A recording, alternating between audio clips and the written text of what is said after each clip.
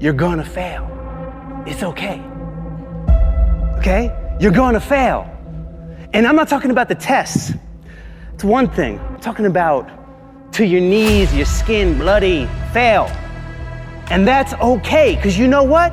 You know down deep inside of all of you, that's how you learn.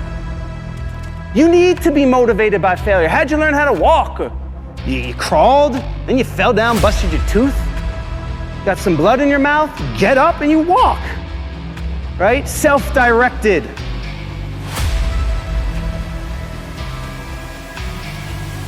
We try so hard in our lives to fit in. We try to fit into certain groups, certain frats, certain sororities, among certain friends. Yet the people we idolize most are the ones that stand out. But when you're prepared, there is no fear. There is no fear of failure, okay? Because even if you've walked out of something and you feel like you failed at it, your preparation is so strong that you're gonna take that failure and turn it into the outcome you desire. And most people stop at failure, okay? We've all failed at things. I'm gonna continue to fail at stuff, right? It's the most powerful tool you can use, but it all depends on how you use it. In the hands of an individual, it can do unbelievable damage. In the hands of a professional, of a doctor, it saves lives. So it's the same thing with failure. It's how you use it.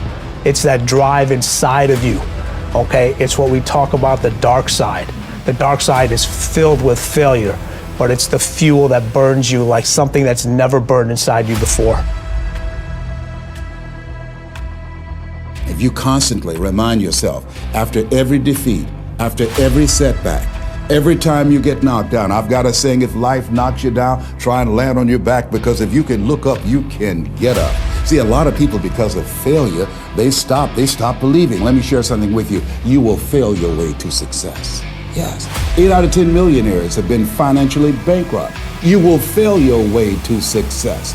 It doesn't matter how many times you fail. It doesn't matter how many times people tell you that you can't do it. It doesn't matter if you don't have a dime in the bank. You will fail your way to success.